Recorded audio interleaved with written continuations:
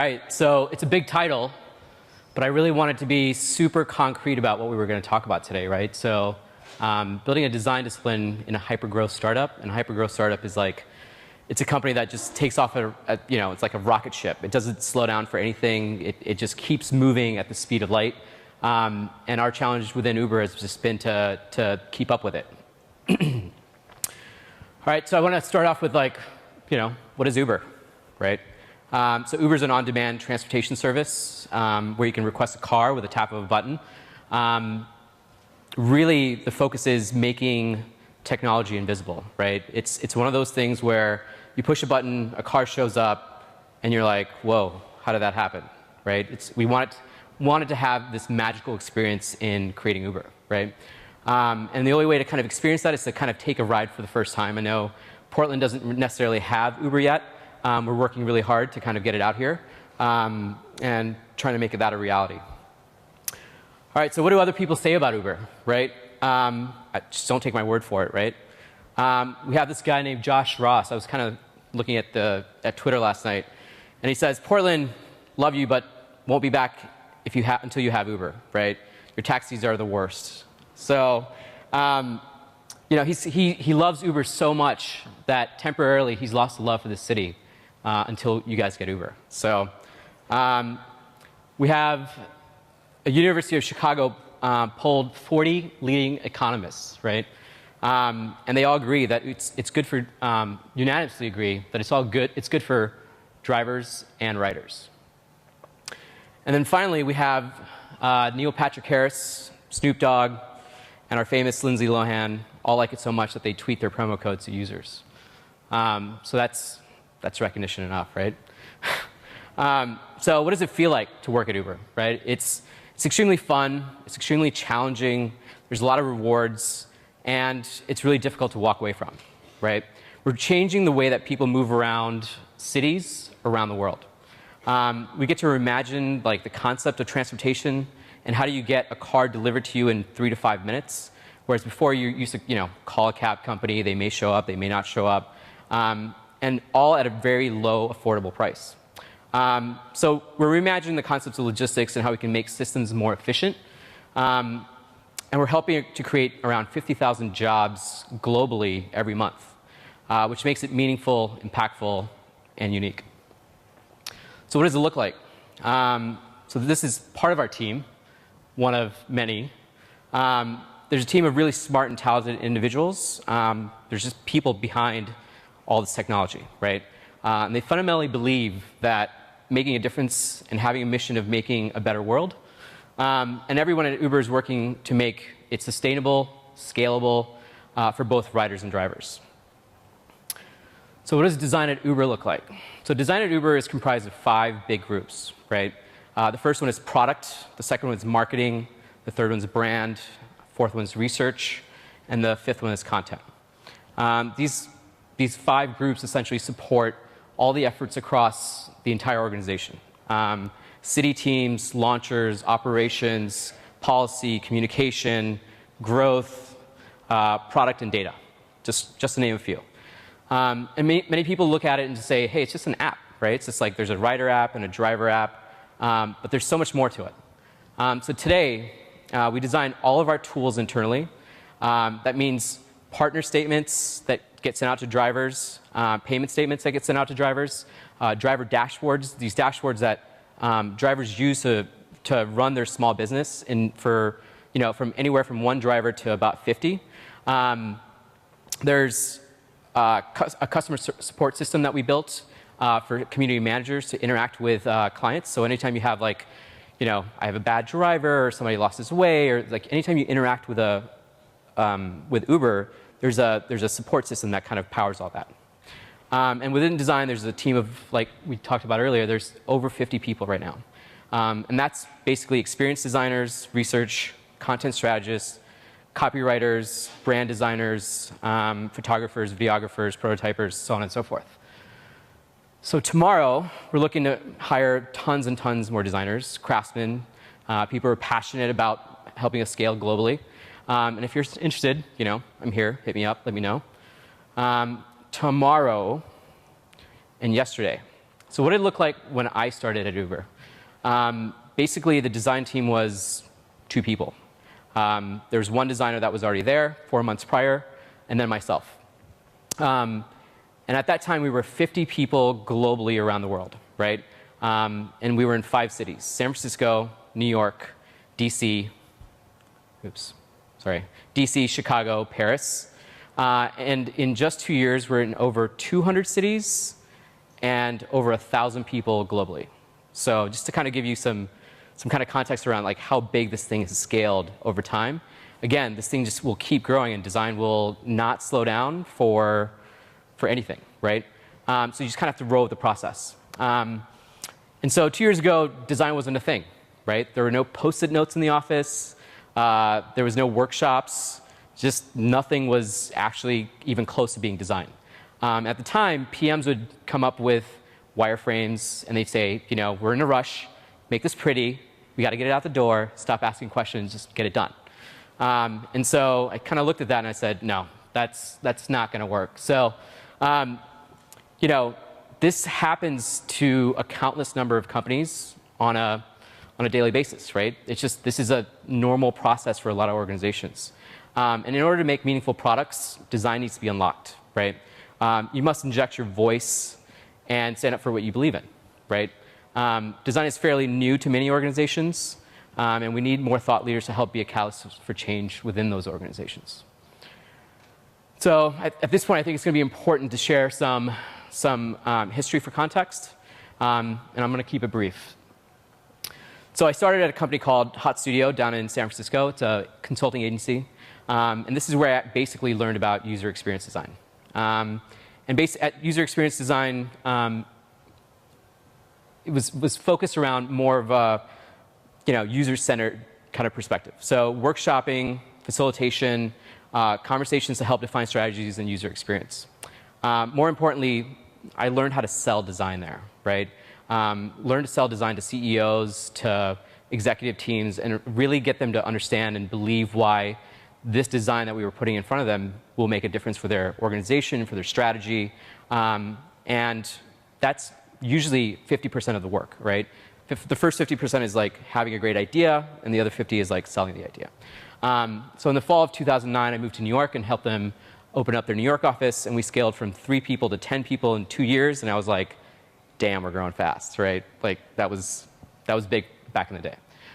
So then, I was kind of noodling with this idea of a startup, trying to solve a problem around the photo sharing app space, which everybody was doing.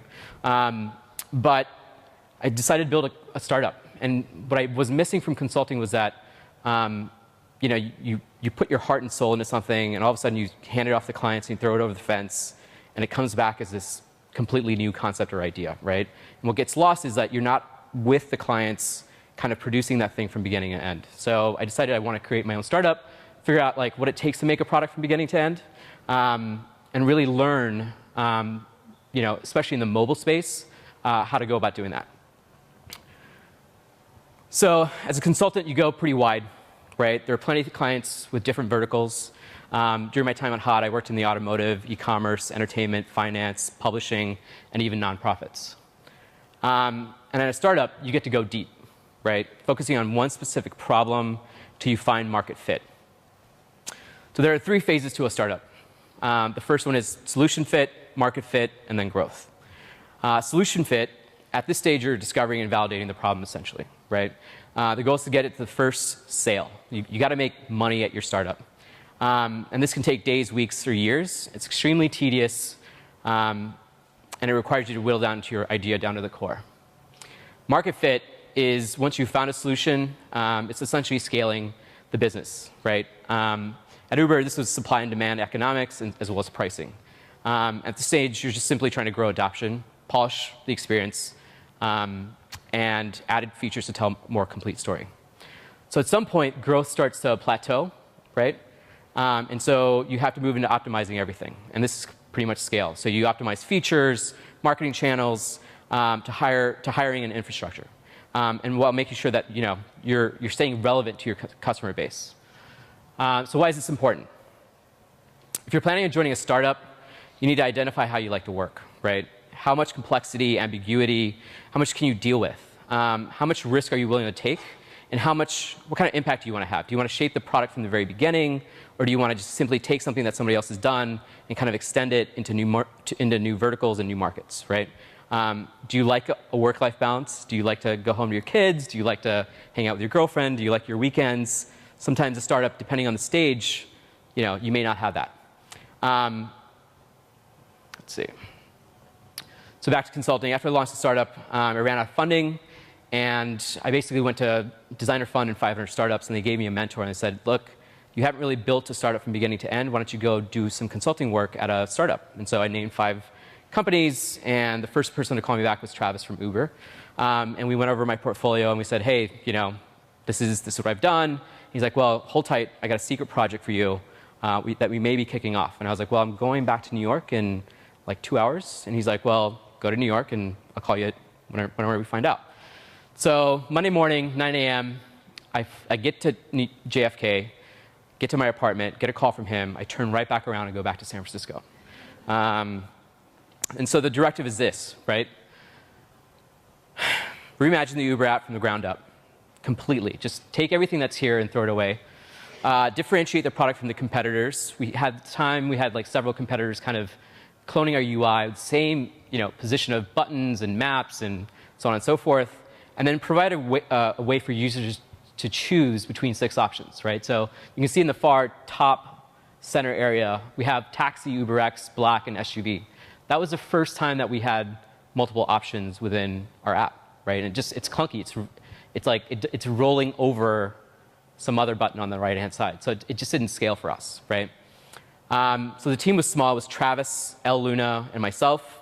Travis is the CEO. El's a former consultant at IDEO. And myself. And so Elle and I basically led the process, and we kept it pretty lean and pretty fast. Initially, the engagement was for 3 weeks to redesign and recreate the Uber app experience. And since then, because we weren't an agency, we just kind of threw away all the things that we had learned around like the heavy documentation and like the facilitations and workshopping to kind of get to the core of what we wanted to solve, right? So we locked ourselves into a room for 2 days, and basically discovery at an agency is anywhere from like 2 weeks to a month.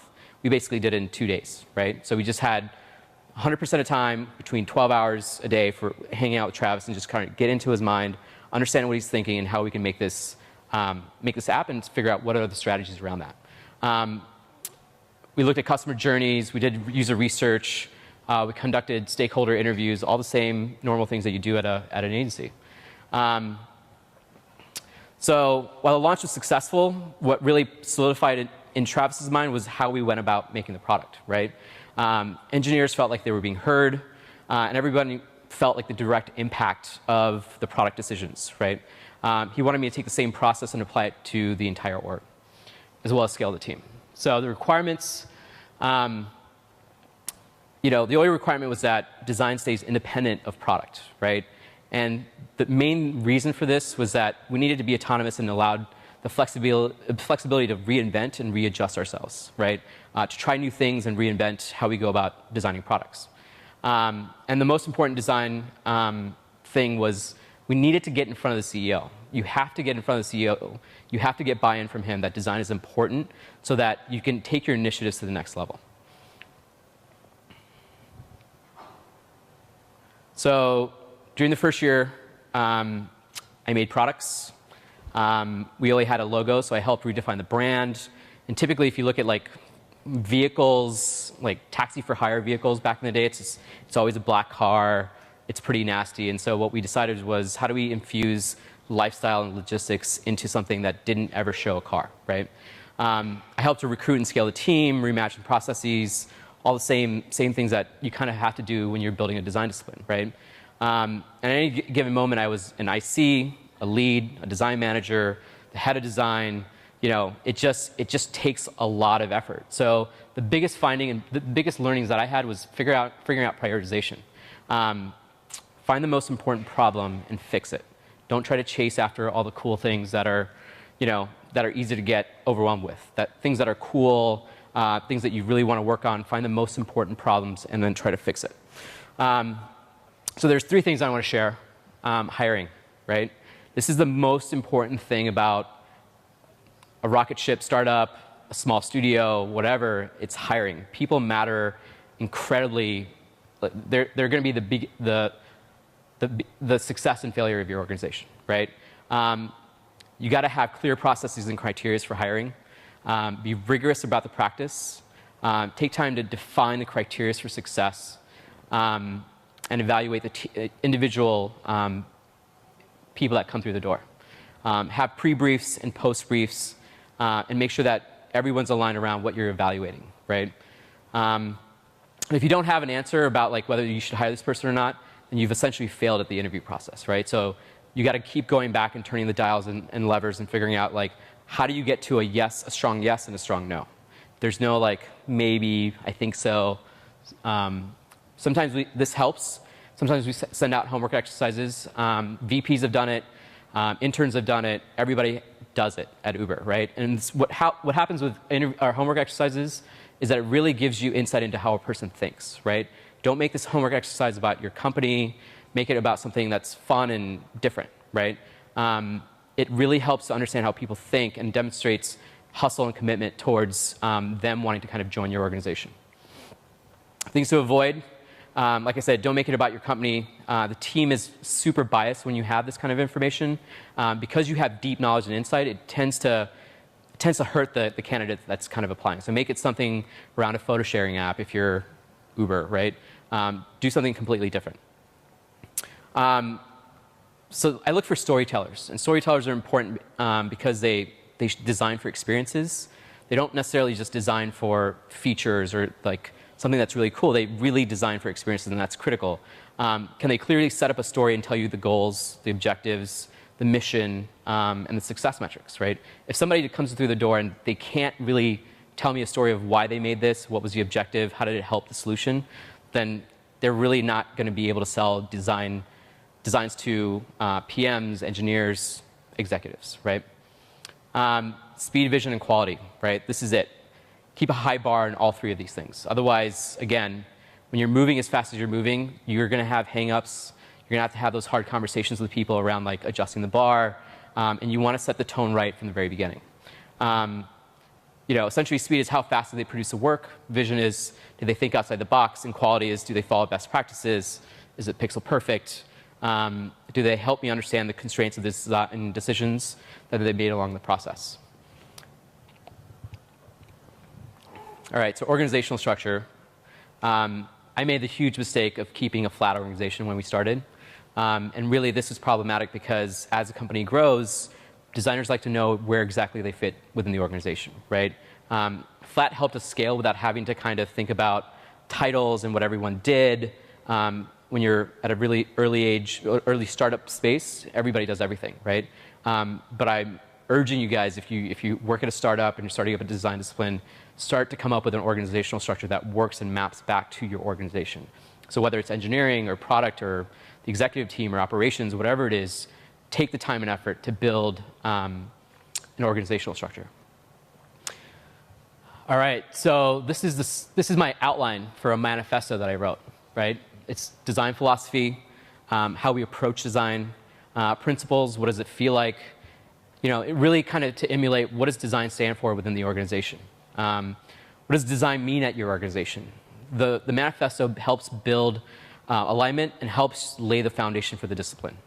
This is extremely tedious and it's really hard, but it just brings the design team together. Everybody understands why they're there.